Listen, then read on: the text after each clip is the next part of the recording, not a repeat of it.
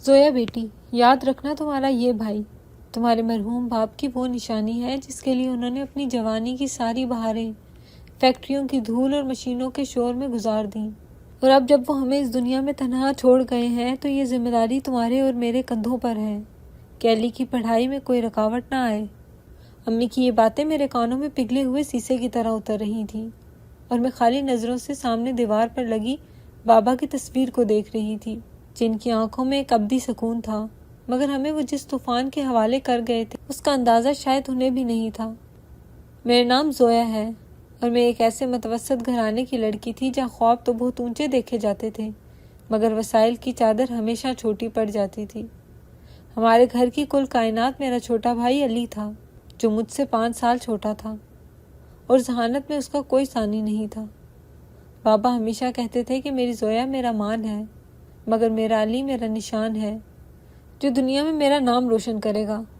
اور ہم دونوں بہن بھائی بابا کی اس محبت اور اعتماد کے سائے میں پروان چڑھ رہے تھے، مگر موت کو تو کوئی نہیں روک سکتا، اور وہ منحوس گھڑی بھی آ گئی جب بابا فیکٹری سے واپس آتے ہوئے اچانک دل کا دورہ پڑنے سے خالق حقیقی سے جا ملے، اور ہمارے سر سے سائبان چھن گیا۔ بابا کی وفات کے بعد کچھ دن رشتہ داروں اور محلے والوں کی ہمدردیوں کے سہارے گزر گئے، مگر جب آہستہ آہستہ لوگ اپنے گھروں کو لوٹ گئے اور ہم تینوں اپنی 4 دیواری میں اکیلے رہ گئے تو زندگی کی تلخ حقیقتیں منہ کھولے سامنے کھڑی تھیں۔ گھر میں کمانے والا کوئی نہیں تھا، اور جمع پونجی کے نام پر بابا کی کمیٹی کے چند ہزار روپے تھے جو ان کے کفن دفن اور 40ویں میں خرچ ہو چکے تھے۔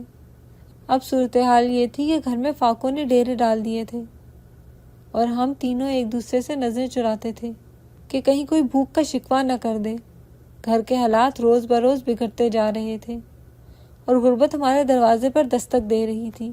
علی جو بھی 10ویں جماعت میں تھا اور جس کے بورڈ کے امتحانات سر پر تھے، وہ اپنی کتابیں چھوڑ کر پریشانی سے کمرے میں ٹہلتا رہتا تھا۔ ایک رات جب گھر میں پکانے کو کچھ نہیں تھا اور ہم نے پانی پی کر رات گزاری، تو علی میرے پاس آیا اور میرا ہاتھ تھام کر دھیمی آواز میں بولا کہ باجی مجھے لگتا ہے کہ اب مجھے پڑھائی چھوڑ دینی چاہیے۔ میں نے محلے کی پرچون کی دکان پر بات کی ہے، وہ مجھے مددگار کے طور پر رکھ لیں گے اور مہینے کے کچھ پیسے مل جائیں گے، جس سے کم از کم گھر کا چولہا تو جلے گا۔ علی کی یہ بات سن کر میرا کلیجہ منہ کو آ گیا۔ میں نے تڑپ کر اس کے منہ پر ہاتھ رکھا اور کہا کہ خبردار جو آج کے بعد ایسی بات کی۔ بابا کی روح کو کتنا دکھ ہوا ہوگا، ان کا ہوشیار بیٹا دکان پر چھوٹا بن کر کام کرے گا۔ میں ہوں نا، میں کچھ نہ کچھ کر لوں گی۔ میں نے امی سے بات کی کہ میں محلے کے گھروں میں یا کسی اسکول میں آیا کا کام کر لیتی ہوں یا لوگوں کے کپڑے سی لیا کروں گی، مگر امی نے سختی سے انکار کر دیا۔ ان کی انا اور خاندانی وقار آڑے آ گیا۔ وہ کہنے لگیں کہ ہم غریب ضرور ہو گئے ہیں، مگر اتنے بھی گئے گزرے نہیں کہ ہماری جوان بیٹی لوگوں کے گھروں میں جھاڑو پونچھا کرے اور لوگوں کی باتیں سنے۔ امی کا رویہ بہت عجیب تھا، وہ بھوکا رہنے کو تیار تھیں مگر عزت پر کوئی سمجھوتا کرنے کو تیار نہیں تھیں، حالانکہ وہ یہ نہیں جانتی تھیں کہ پیٹ کی آگ انسان سے ہر اصول توڑوا دیتی ہے۔ میں بہت پریشان تھی کہ آخر ہم کب تک یوں ہاتھ پر ہاتھ دھڑے بیٹھے رہیں گے۔ بجلی کا بل سر پر تھا اور علی کی اسکول کی فیس کے تقاضے شروع ہو چکے تھے۔ ہماری اسی کشمکش کے دوران ایک دوپہر ہمارے محلے کی مشہور عورت شمیم خالہ ہمارے گھر ٹپک پڑی۔ شمیم خالہ کا نام پورے محلے میں مشہور تھا۔ وہ شادی بیاہ کی تقریبات میں گانے بجانے اور ناچنے والیوں کا انتظام کرتی تھیں۔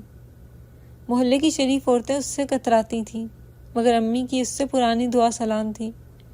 شمیم خالہ نے آتے ہی گھر کی ویرانی اور ہمارے چہروں کی اداسی بھانپ لی۔ اس نے بڑے ہمدردانہ انداز میں امی کے گھٹنوں پر ہاتھ رکھا اور بولی کہ بہن میں جانتی ہوں کہ تم پر کیا بیت رہی ہے، جوان بیٹی اور پڑھنے والا بیٹا اور سر پر کوئی سایہ نہیں، ایسے میں تو اپنے سائے سے بھی ڈر لگتا ہے، مگر میں تمہاری مدد کر سکتی ہوں۔ امی نے سوالیہ نظروں سے اسے دیکھا تو اس نے اپنی بات جاری رکھتے ہوئے کہا کہ دیکھو تمہاری بیٹی زویا ماشاءاللہ، اس کا قد کاٹ اور شکل صورت ایسی ہے کہ اگر یہ تھوڑا سا سنور جائے تو لاکھوں میں ایک لگے۔ میرے پاس کچھ ایسے کام ہیں جو عزت کے دائرے میں ہیں، بس شادی بیاہ کے فنکشنز ہوتے ہیں، امیر گھرانوں کے وہاں جا کر تھوڑا بہت ناچ گانا ہوتا ہے اور لوگ خوش ہو کر اتنے پیسے وار دیتے ہیں جتنا کوئی افسر مہینے میں نہیں کماتا۔ شمیم خالہ کی بات سن کر مجھے لگا جیسے کسی نے میرے منہ پر تماچا مار دیا ہو۔ میرا وجود کانپ اٹھا اور میں نے نفرت سے انہیں دیکھا، مگر امی خاموش رہیں۔ انہوں نے فوراً انکار نہیں کیا بلکہ گہری سوچ میں ڈوب گئیں۔ میں نے تڑپ کر کہا کہ خالہ، آپ کو شرم نہیں آتی؟ ہم شریف لوگ ہیں، بھوکے مر جائیں گے مگر یہ کام نہیں کریں گے۔ شمیم خالہ نے برا نہیں منایا بلکہ مسکرا کر بولی کہ بیٹی، شرافت کا بھرم تب تک ہے جب تک پیٹ میں روٹی ہے، خالی پیٹ تو ایمان بھی ڈگمگا جاتا ہے۔ اور میں کون سا تمہیں کوٹھے پر بٹھا رہی ہوں، بس چند گھنٹوں کی بات ہوتی ہے، عزت سے جاؤ اور عزت سے آؤ۔ وہ دن اور اس کے بعد آنے والے چند دن میری زندگی کے سب سے کربناک دن تھے۔ علی کے اسکول کی فیس جمع کروانے کی آخری تاریخ آ گئی تھی اور پرنسپل نے اسے کلاس سے باہر کھڑا کر دیا تھا۔ وہ روتا ہوا گھر آیا اور اس نے اپنا بستہ کونے میں پھینک دیا اور دیوار سے سر ٹکا کر رونے لگا کہ باجی، مجھے پڑھائی نہیں کرنی، سب لڑکے میرا مذاق اڑاتے ہیں۔ علی کے آنسو دیکھ کر امی کا صبر کا پیمانہ لبریز ہو گیا۔ انہوں نے مجھے بازو سے پکڑ کر جھنجھوڑا اور چیخ کر بولی کہ دیکھ لیا اپنے بھائی کا حال، اب بھی تمہیں اپنے نام نہاد عزت پیاری ہے یا اس کا مستقبل؟ پھر امی نے وہ جملہ کہا جس نے میری روح کو چھلنی کر دیا۔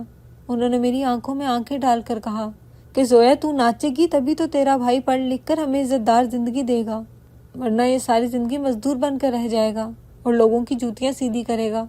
امی کے لہجے میں فیصلہ کن سختی تھی۔ میں نے روتے ہوئے علی کی طرف دیکھا جو اپنی عمر سے پہلے ہی بوڑھا ہو رہا تھا۔ میری غیرت اور میری ممتا جیسی محبت کے درمیان جنگ تھی اور آخرکار محبت جیت گئی۔ میں نے اپنے آنسو پونچھے اور پتھرائی ہوئی آواز میں امی سے کہا کہ ٹھیک ہے، میں تیار ہوں، میں وہ سب کروں گی جو آپ اور شمیم خالہ کہیں گی، مگر میری ایک شرط ہے کہ علی کو کبھی پتہ نہیں چلنا چاہیے کہ اس کی بہن اس کی فیس کے لیے کن محفلوں کی زینت بنتی ہے۔ امی نے فوراً میری شرط مان لی اور مجھے گلے لگا لیا، مگر اس وقت مجھے ان کے گلے لگنے میں ممتا کی گرمی نہیں بلکہ مطلب پرستی کی سرد مہری محسوس ہوئی۔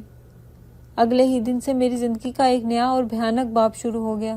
میں نے علی اور محلے والوں کے لیے ایک جھوٹ گڑھا کہ مجھے شہر کے ایک بڑے پرائیویٹ اسکول میں کلرک کی نوکری مل گئی ہے جہاں تنخواہ بہت اچھی ہے۔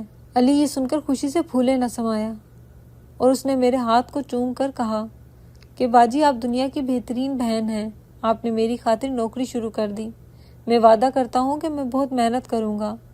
اس کے معصوم چہرے پر خوشی دیکھ کر میرا دل خون کے آنسو رو رہا تھا۔ میں گھر سے برقع پہن کر نکلتی اور سیدھا شمیم خالہ کے اڈے پر جاتی۔ وہاں جا کر میرا حلیہ بدل دیا جاتا، میرے چہرے پر گہرا میک اپ تھوپا جاتا اور مجھے بھڑکیلے کپڑے پہنائے جاتے۔ جب پہلی بار انہوں نے میرے پیروں میں گھنگرو باندھے تو مجھے لگا کہ یہ گھنگرو نہیں بلکہ میری عزت کی بیڑیاں ہیں جو مجھے تاحیات قید رکھنے کے لیے پہنائی گئی ہیں۔ میں جب پہلی بار ایک شادی کی تقریب میں اسٹیج پر گئی تو میری ٹانگیں کانپ رہی تھیں۔ سامنے سینکڑوں مردوں کی ہوس بھری نظریں میرے وجود کو ٹٹول رہی تھیں۔ مجھے لگا میں زمین میں گڑ جاؤں گی، مگر پھر مجھے علی کا مسکراتا چہرہ یاد آ گیا اور میں نے اپنی روح کو مار دیا اور اپنے جسم کو موسیقی کی تال پر حرکت دینے لگی۔ اس رات میں نے بہت پیسے کمائے۔ وہ نوٹ جو تماش بینوں نے مجھ پر نچھاور کیے تھے انہیں جمع کرتے ہوئے مجھے اپنے ہاتھوں سے گھن آ رہی تھی، مگر جب گھر آ کر میں نے وہ پیسے علی کی فیس کے لیے امی کے ہاتھ پہ رکھے تو ان کی آنکھوں میں اطمینان دیکھ کر میں نے خود کو تسلی دی کہ زویا، تم غلط نہیں ہو، تم ایک اچھے مقصد کے لیے یہ سب کر رہی ہو، مگر میں نہیں جانتی تھی کہ یہ دلدل مجھے آہستہ آہستہ نگل رہی ہے اور میں اس میں دھنستی جا رہی ہوں۔ وقت اپنی مخصوص رفتار سے گزرتا رہا اور میری زندگی دو انتہاؤں کے درمیان جھولتی رہی۔ دن کے اجالے میں ایک باوقار اور محنتی کلرک ہونے کا ڈھونگ کرتی اور رات کے اندھیرے میں شمیم خالہ کے اشاروں پر ناچنے والی کٹ پتلی بن جاتی۔ میری کمائی سے گھر کے حالات میں زمین آسمان کا فرق آ چکا تھا۔ وہ گھر جس کی چھتیں ٹپکتی تھیں اب وہاں کا پلستر ہو چکا تھا اور کھانے کی میز پر طرح طرح کے پکوان سجنے لگے تھے۔ علی میری اس نام نہاد ترقی سے بہت خوش تھا۔ ایک رات جب میں تھکی ہاری گھر لوٹی اور اپنے سوجے ہوئے پیروں کو گرم پانی میں ڈبو کر بیٹھی تھی تو علی میرے پاس آیا اور فرش پر بیٹھ کر میرے پیر دبانے لگا۔ میں نے گھبرا کر اپنے پیر پیچھے کھینچے اور کہا کہ یہ کیا کر رہے ہو علی، تم کیوں میرے پیر دبا رہے ہو؟ مگر علی نے زبردستی میرا پیر تھام لیا اور مسکراتے ہوئے بولا کہ باجی، آپ سارا دن اسکول میں فائلوں میں سر کھپاتی ہیں اور پرنسپل کی ڈانٹ بھی سہتی ہوں گی صرف میری خاطر، تو کیا میں اتنا بھی نہیں کر سکتا کہ آپ کے پیر دبا سکوں؟ آپ جانتی ہیں باجی، جب میں اپنے دوستوں کو بتاتا ہوں کہ میری بہن نے باپ بن کر مجھے پالا ہے تو میرا سینہ فخر سے چوڑا ہو جاتا ہے۔ دنیا کی ساری بہنیں ایک طرف اور میری زویا باجی ایک طرف۔ علی کے یہ الفاظ میرے دل کو چیر کر رکھ دیتے تھے۔ اس کی اتنی عزت اور عقیدت دیکھ کر مجھے اپنے آپ سے گھن آنے لگتی۔ میرا دل چاہتا کہ میں چیخ چیخ کر اسے بتا دوں کہ تیری بہن کوئی کلرک نہیں بلکہ رات کی رانی ہے، جو بڑی محفلوں میں اپنے گھنگروؤں کی جھنکار پر اپنی عزت نیلام کرتی ہے۔ مگر میں لب سی لیتی، اور جب علی سو جاتا تو میں مصلے پر بیٹھ کر گھنٹوں روتی اور اپنے رب سے فریاد کرتی کہ یا اللہ، یہ کیسی آزمائش ہے؟ میں گنہگار ضرور ہوں مگر میری نیت صاف ہے، بس میرے بھائی کے بھرم کو قائم رکھنا، اسے کبھی میری حقیقت کی ہوا نہ لگنے دینا۔ علی اپنی پڑھائی میں بہت لائق تھا، اس نے کالج میں ٹاپ پوزیشن حاصل کی تو پورے محلے میں مٹھائی بانٹی گئی۔ اس کی کامیابی مجھے ایک نئی امید دی کہ شاید اب میرے دکھوں کا مداوع ہونے والا ہے۔ اسے شہر کی بہترین یونیورسٹی میں اسکالرشپ مل گئی تھی، مگر اسکالرشپ صرف فیس کے لیے تھی، جبکہ شہر میں رہنے کے لیے ہاسٹل کا خرچہ اور کھانے پینے کے اخراجات بہت زیادہ تھے، جو میری موجودہ کمائی سے پورے نہیں ہو رہے تھے۔ میں شمیم خالہ کے پاس گئی اور ان سے کہا کہ خالہ، مجھے مزید کام چاہیے، چاہے مجھے دن رات ایک کرنا پڑے، مگر مجھے پیسے زیادہ چاہیے۔ شمیم خالہ نے میری مجبوری کا فائدہ اٹھاتے ہوئے میری شفٹیں بڑھا دی۔ اب میں دن میں 2 تقریبات میں جانے لگی تھی۔ میرا جسم تھک کر چور ہو جاتا، ہڈیوں میں درد کی لہریں اٹھتیں، مگر میں اف تک نہ کرتی۔ ادھر ماں کا رویہ بھی اب بدلتا جا رہا تھا۔ شروع میں جو ماں میری کمائی پر روتی تھی، اب وہ پیسوں کی ریل پیل دیکھ کر میری تکلیف کو نظر انداز کرنے لگی تھی۔ انہیں بس پیسوں سے غرض تھی۔ کبھی کبھی جب میں تھکن سے نڈھال ہو کر گھر میں گرتی تو ماں بجائے مجھے آرام کرنے کا کہنے کے مجھ سے کہتی کہ زویا، آج رات والے فنکشن کے لیے تیار ہو جاؤ، وہاں سے اچھے پیسے ملنے کی امید ہے، اور دیکھو ذرا اچھی لگنا تاکہ انعام زیادہ ملے۔ ماں کی یہ باتیں میرے دل پر نشتر کی طرح لگتی تھیں۔ مجھے محسوس ہوتا تھا کہ میں اپنی ہی ماں کے لیے بیٹی نہیں بلکہ سونے کا انڈا دینے والی مرغی بن گئی ہوں۔ ایک بار میں نے ماں سے شکوہ کیا کہ ماں جی، میرا جسم ٹوٹ رہا ہے، مجھ سے اب نہیں ہوتا، تو ماں نے بے پرواہی سے کہا کہ ارے پگلی، ابھی تو کمانے کے دن ہیں، 4 پیسے جوڑ لیں گے تو علی کی شادی دھوم دھام سے کریں گے، اور پھر تیری بھی تو شادی کرنی ہے، اب بس کچھ سال کی بات ہے، پھر آرام ہی آرام ہے۔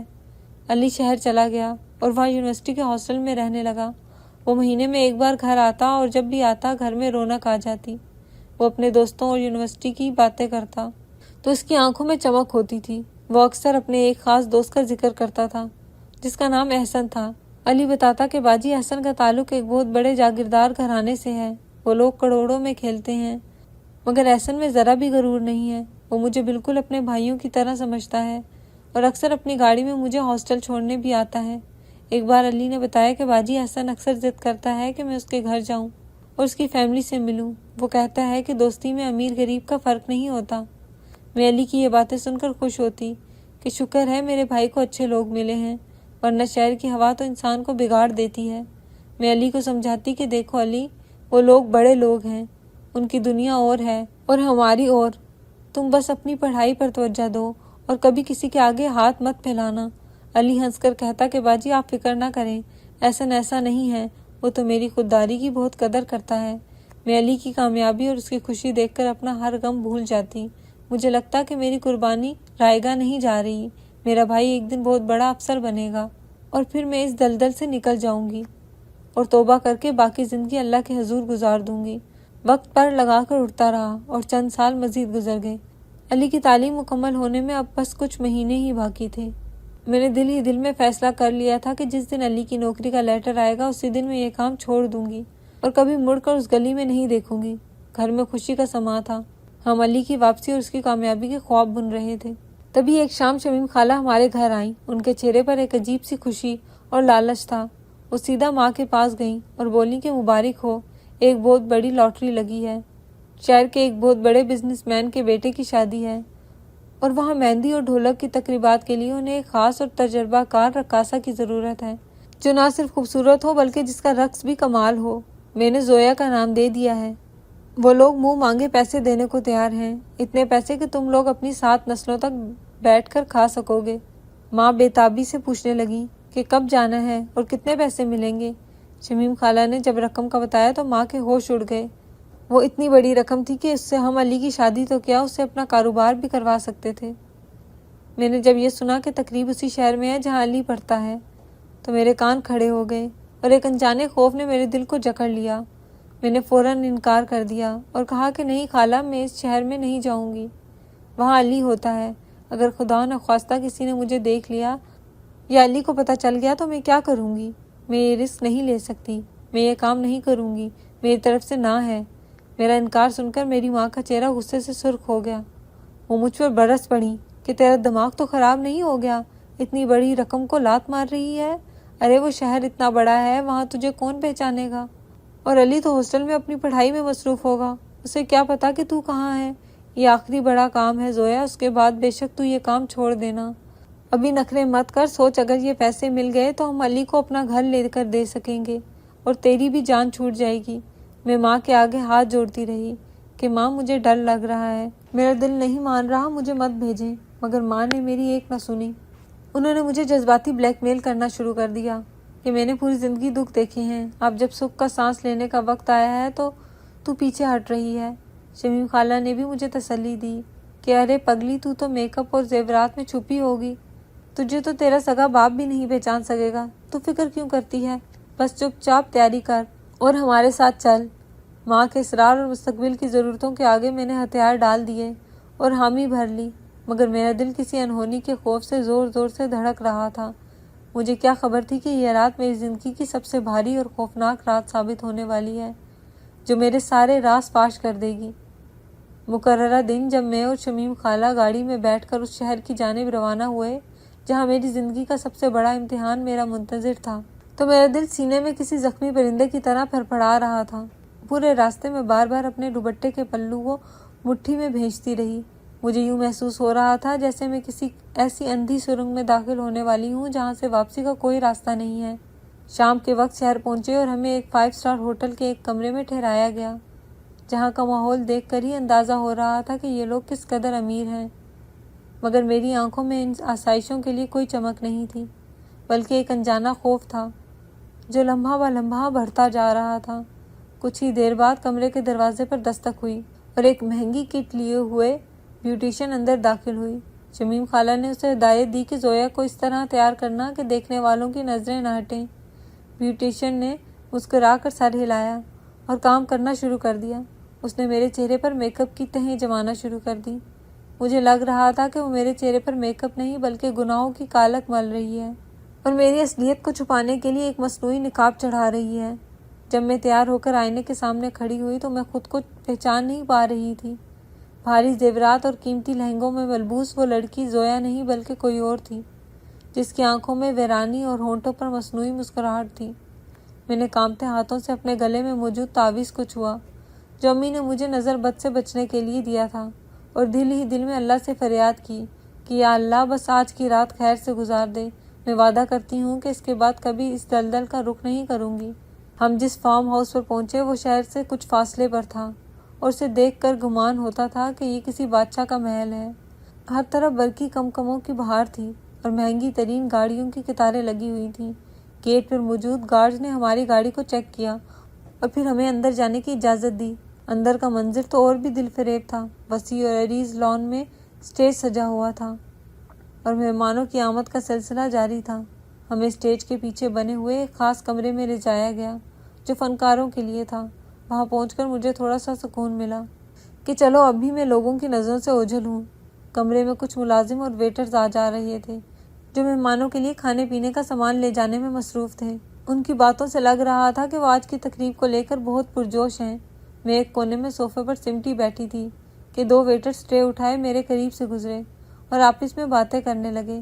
ایک کہہ رہا تھا کہ یار آج تو دلہا میاں کی خوشی دیدنی ہے، سنا ہے ان کا وہ جگری دوست بھی آیا ہے جسے وہ اپنا بھائی مانتے ہیں اور اس کی خاطر ہی یہ سارا انتظام کیا گیا ہے۔ دوسرے نے جواب دیا کہ ہاں میں نے بھی سنا ہے کہ وہ دوست بہت لائق ہے اور دلہا صاحب اسے سر آنکھوں پر بٹھاتے ہیں۔ ان کی باتیں سن کر میں چونکی اور میرے ذہن میں ایک دھماکہ ہوا کہ کہیں یہ وہی احسن تو نہیں جس کا ذکر علی کرتا ہے، مگر پھر میں نے جھٹک دیا کہ احسن نام کے تو ہزاروں لڑکے ہوتے ہیں اور علی تو ہاسٹل میں ہوگا اور اتنی بڑی پارٹیوں میں کہاں آئے گا۔ یہ سوچ کر میں نے اپنے وہم کو دل سے نکال دیا، مگر خوف کی ایک لکیر میرے دل پہ ضرور کھینچ گئی تھی۔ تقریب باقاعدہ شروع ہو چکی تھی اور باہر سے موسیقی اور ڈھول کی تھاپ کی آوازیں کمرے کے اندر تک آ رہی تھیں۔ میرا دل ہر دھڑکن کے ساتھ ڈوب رہا تھا۔ شمیم خالہ بار بار کمرے سے باہر جا کر حالات کا جائزہ لے رہی تھیں اور پھر اندر آ کر مجھے ہدایات دیتی کہ زویا بس تیار رہنا، کچھ ہی دیر میں تمہاری باری ہے۔ اور یاد رکھنا تمہارا رقص ایسا ہونا چاہیے کہ یہ امیر زادے اپنی جیبیں خالی کرنے پہ مجبور ہو جائیں۔ میں ان کی باتیں سن کر صرف سر ہلا دیتی۔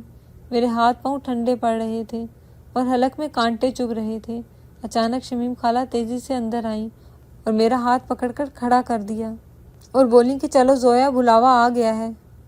دولہا اور اس کے خاص مہمان اسٹیج کے سامنے بیٹھ چکے ہیں اور اب سب کی نظریں تمہارے انتظار میں ہیں۔ میں نے ایک گہری سانس لی اور کانپتے قدموں کے ساتھ ان کے پیچھے چل پڑی۔ جیسے ہی ہم اسٹیج کے پیچھے پہنچے تو موسیقی کا شور کان پھاڑ رہا تھا۔ میں نے پردے کی اوٹ سے جھانک کر دیکھا تو سامنے کا منظر دھندلا سا تھا۔ تیز روشنیوں کی وجہ سے چہرے صاف نظر نہیں آ رہے تھے، بس لوگوں کا ایک ہجوم تھا جو خوشی کے نشے میں جھوم رہا تھا۔ میں نے آنکھیں بند کر کے سوچا اور وہ وعدہ یاد کیا جو میں نے خود سے کیا تھا کہ یہ آخری بار ہے۔ جیسے ہی میں اسٹیج پر نمودار ہوئی، ہال تالیوں اور سیٹیوں کی آواز سے گونج اٹھا۔ روشنیوں کا رخ میری طرف ہو گیا اور میں نے اپنی پازیب کی چھنکار پر قدم اٹھانا شروع کیے۔ میوزک کی لے تیز ہو گئی اور میرا جسم ایک مشین کی طرح حرکت کرنے لگا۔ میرا ذہن کہیں اور تھا اور میرا وجود کہیں اور۔ میں بس نظریں جھکائے رقص کر رہی تھی تاکہ مجھے کسی کی نظروں سے نظر نہ ملانی پڑے۔ آہستہ آہستہ میرا خوف کم ہوا اور میں نے رقص کے دوران نظر اٹھا کر سامنے دیکھا۔ اسٹیج کے بالکل سامنے مخملی صوفوں کی قطار لگی ہوئی تھی جہاں کچھ نوجوان لڑکے بیٹھے تھے۔ بیچ میں ایک خوبصورت نوجوان شیروانی پہنے بیٹھا تھا جو یقیناً دولہا تھا اور وہ بے حد خوش نظر آ رہا تھا۔ وہ بار بار اپنے ساتھ والی کرسی پہ بیٹھے شخص سے باتیں کر رہا تھا اور اس کے کندھے پر ہاتھ رکھ کر ہنس رہا تھا۔ ساتھ بیٹھے شخص کی پیٹھ میری طرف تھی اور وہ سوٹ میں ملبوس تھا۔ مجھے اس کی پشت دیکھ کر ایک عجیب سی اپنائیت اور خوف کا احساس ہوا، مگر میں نے خود کو سمجھایا کہ یہ میرا وہم ہے۔ میں رقص کرتی رہی اور دولہا اپنی جگہ سے اٹھ کر تالیاں بجانے لگا اور اس نے جیب سے نوٹوں کی گڈی نکال کر میری طرف لہرائی اور اپنے دوست کو بھی متوجہ کرنے لگا۔ پھر وہ لمحہ آ گیا جس نے میری زندگی کی کتاب کو الٹ کر رکھ دیا اور میری سانسوں کی ڈور کو توڑ دیا۔ دولہے نے جھک کر اپنے دوست کے کان میں کچھ کہا اور اس کے کندھے کو دبا کر اشارہ کیا کہ دیکھو کتنا شاندار رقص ہے۔ وہ نوجوان جو اب تک بے نیازی سے بیٹھا تھا، دولہے کے اصرار پر آہستہ سے میری طرف گھوما۔ جیسے اس کا چہرہ روشنی کی زد میں آیا اور میری نظر اس پر پڑی تو وقت جیسے وہیں تھم گیا۔ زمین نے گھومنا چھوڑ دیا اور میرے کانوں میں موسیقی کی جگہ ایک خوفناک سناٹے نے لے لی۔ میرے پیر جو تھرک رہے تھے پتھر کے ہو گئے اور ہوا میں اٹھے ہوئے ہاتھ بے جان ہو کر نیچے گر گئے۔ وہ نوجوان کوئی اور نہیں بلکہ میرا اپنا بھائی علی تھا۔ وہ علی جس کے فیسوں کے لیے میں نے یہ ذلت کا راستہ چنا تھا۔ وہ علی جسے میں نے بتایا تھا کہ میں ایک باعزت کلرک ہوں۔ آج وہ اپنی ہی بہن کا تماشا دیکھنے کے لیے سامنے بیٹھا تھا۔ علی کی نظریں جیسے ہی مجھ پہ پڑیں وہ بھی ساکت رہ گیا۔ پہلے اسے اپنی آنکھوں پر یقین نہیں آیا۔ اس نے آنکھیں جھپک کر غور سے دیکھا۔ باوجود اس کے کہ میرے چہرے پر میک اپ کی تہیں تھیں، مگر خون تو خون کو پہچان لیتا ہے۔ اس کی آنکھوں میں جو مسکراہٹ تھی وہ پل بھر میں ایک شدید کرب، صدمے اور بے یقینی میں بدل گئی۔ اس کا رنگ ہلدی کی طرح زرد ہو گیا۔ اس کے ہاتھ سے جوس کا گلاس چھوٹ کر قالین پر گر گیا۔ ہم دونوں کے درمیان فاصلہ تو کچھ گز کا تھا، مگر یوں لگ رہا تھا جیسے صدیوں کی دوری آ گئی ہو۔ میری آنکھوں سے آنسوؤں کا ایک سیلاب امڈ آیا جس نے میرے میک اپ کو خراب کرنا شروع کر دیا۔ دولہا اور باقی لوگ حیران تھے کہ رقاصہ کیوں رک گئی اور دولہے کا دوست یوں بت بنا کیوں بیٹھا ہے، مگر ہمیں کسی کی پرواہ نہیں تھی۔ علی کی نظریں مجھ سے سوال کر رہی تھیں اور میرے پاس شرمندگی کے سوا کوئی جواب نہیں تھا۔ یہ وہ لمحہ تھا جب میں چاہتی تھی کہ زمین پھٹے اور میں اس میں سما جاؤں، کیونکہ اپنے بھائی کی نظروں میں اپنی تذلیل دیکھنا موت سے بھی زیادہ بدتر تھا۔ میں وہیں اسٹیج پر بت بنی کھڑی تھی۔ میرے کانوں میں موسیقی کا شور تھا، مگر میری سماعت میں صرف علی کی سانسوں کی آواز گونج رہی تھی، جو اسٹیج کے نیچے کھڑا مجھے یوں دیکھ رہا تھا جیسے اس کی دنیا الٹ گئی ہو۔ علی اچانک اپنی جگہ سے اٹھا۔ اس کی چال میں ایک عجیب سی لڑکھڑاہٹ تھی، مگر اس کے ارادے میں چٹان جیسی مضبوطی تھی۔ وہ ہجوم کو چیرتا ہوا سیدھا اسٹیج کی سیڑھیوں کی طرف بڑھا۔ لوگ حیران ہو کر باتیں کرنے لگے کہ دولہے کا یہ مہمان اچانک رقاصہ کی طرف کیوں جا رہا ہے۔ دولہا بھی اپنی جگہ سے اٹھ کھڑا ہوا اور اس نے علی کو آواز دی، مگر علی نے مڑ کر بھی نہیں دیکھا۔ وہ سیڑھیاں چڑھ کر بالکل میرے سامنے آ کھڑا ہوا۔ اس کی آنکھوں میں غصہ نہیں تھا بلکہ اتنا دکھ اور کرب تھا کہ اگر وہ اس وقت چیختا تو شاید میرا دل پھٹ جاتا۔ اس نے کانپتے ہاتھوں سے اپنی شیروانی کے اوپر پہنا ہوا مہنگا کوٹ اتارا اور آگے بڑھ کر میرے لرزتے ہوئے وجود پر ڈال دیا۔ اس نے مجھے سب کی نظروں سے چھپا لیا اور میرے کان کے قریب آ کر اس کی آواز بھرا گئی اور وہ ٹوٹے ہوئے لہجے میں بولا کہ باجی آپ تو کہتی تھیں کہ آپ اسکول میں ہوتی ہیں، آپ تو کہتی تھیں کہ یہ پیسے آپ کی محنت کی کمائی ہے، یہ آپ نے کیا کر دیا باجی؟ میرے لیے خود کو نیلام کر دیا۔ علی کے یہ الفاظ میرے دل پہ ہتھوڑے کی طرح برسے۔ میں پھوٹ پھوٹ کر رو پڑی اور میرے پیروں سے جان نکلنے لگی۔ میں گرنے ہی والی تھی کہ علی نے مجھے تھام لیا۔ اس نے مجھے سہارا دے کر اپنے سینے سے لگا لیا۔ وہاں موجود تماشائیوں کا شور تھم گیا تھا۔ سب کی نظریں ہم بہن بھائیوں پر جمی ہوئی تھی جو اس رنگین محفل میں دکھ کی تصویر بنے کھڑے تھے۔ علی نے میرا ہاتھ مضبوطی سے تھاما اور مجھے اسٹیج سے نیچے اتار لایا۔ اس کی گرفت اتنی سخت تھی جیسے وہ ڈر رہا ہو کہ اگر اس نے ہاتھ چھوڑا تو میں کہیں کھو جاؤں گی۔ وہ مجھے لے کر تیزی سے باہر کی طرف بڑھا۔ احسن دوڑتا ہوا ہمارے پیچھے آیا۔ اس نے علی کا بازو پکڑ کر روکا اور گھبرا کر پوچھا کہ علی بھائی کیا ہوا ہے؟ یہ سب کیا ہے؟ تم اس عورت کو کہاں لے جا رہے ہو اور تقریب چھوڑ کر کیوں جا رہے ہو؟ علی نے جھٹکے سے احسن کا ہاتھ جھٹکا اور اس کی آنکھوں میں آنکھیں ڈال کر ایک ایسی بات کہی جس نے وہاں موجود ہر شخص کو شرمندہ کر دیا۔ علی نے کہا کہ احسن یہ عورت نہیں، یہ میری بہن ہے، میری وہ غیرت ہے جس نے میری پڑھائی کی خاطر اپنی عزت کی دھجیاں اڑا دیں۔ تم لوگ جس کے رقص پر تالیاں بجا رہے ہو وہ کوئی پیشہ ور رقاصہ نہیں بلکہ ایک مجبور بہن تھی، اور آج کے بعد تم میرے لیے صرف ایک اجنبی ہو، کیونکہ جس محفل میں میری بہن کا تماشا لگا ہو وہاں میرا رہنا میری مردانگی پر لعنت ہے۔ یہ کہہ کر علی مجھے لے کر فارم ہاؤس سے باہر نکل آیا۔ باہر ٹھنڈی ہوا چل رہی تھی مگر ہم دونوں کے اندر ایک آگ لگی ہوئی تھی۔ علی نے گاڑی کا دروازہ کھولا اور مجھے بٹھایا اور ڈرائیونگ سیٹ پر خود بیٹھ گیا۔ اس نے گاڑی سٹارٹ کی اور ہم اس منحوس جگہ سے دور نکل گئے۔ سارا راستہ علی خاموش رہا۔ وہ رو رہا تھا۔ گاڑی چلاتے ہوئے اس کے آنسو مسلسل گر رہے تھے اور وہ بار بار اسٹیئرنگ پر ہاتھ مارتا تھا۔ مجھے اس کی خاموشی سے ڈر لگ رہا تھا۔ میں چاہتی تھی کہ وہ مجھے مارے، مجھے ڈانٹے، مگر اس کی یہ خاموشی مجھے اندر سے مار رہی تھی۔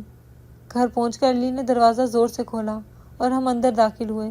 ماں لاؤنج میں بیٹھی ہمارا انتظار کر رہی تھی کہ ہم ڈھیر سارے پیسے لے کر آئیں گے، مگر جب انہوں نے علی کو میرے ساتھ دیکھا اور مجھے علی کے کوٹ میں لپٹا ہوا روتے ہوئے دیکھا تو ان کے چہرے کا رنگ پھک پڑ گیا۔ وہ سمجھ گئیں کہ بانڈا پھوٹ چکا ہے۔ وہ اپنی جگہ سے اٹھی اور لڑکھڑاتی ہوئی آواز میں بولی کہ علی بیٹا تم کب آئے؟ علی نے ماں کو دیکھا اور پہلی بار اپنی ماں کے سامنے اونچی آواز میں بولا کہ بس کر دیں ماں، بس کر دیں، مزید کتنے جھوٹ بولیں گی؟ آپ نے یہ کیا کیا؟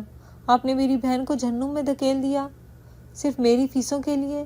آپ نے میری باجی کی عزت کا سودا کر دیا۔ میں ایسی پڑھائی اور ایسی ڈگری کا کیا کروں گا جو میری بہن کی عصمت کی قیمت پر ملی ہو؟ آپ تو ماں تھی نا، ماں تو بیٹی کی ڈھال ہوتی ہے۔ پھر آپ نے کیسے گوارا کر لیا کہ زویا باجی غیر مردوں کے سامنے ناچیں گی؟ آپ کو ذرا بھی ترس نہیں آیا؟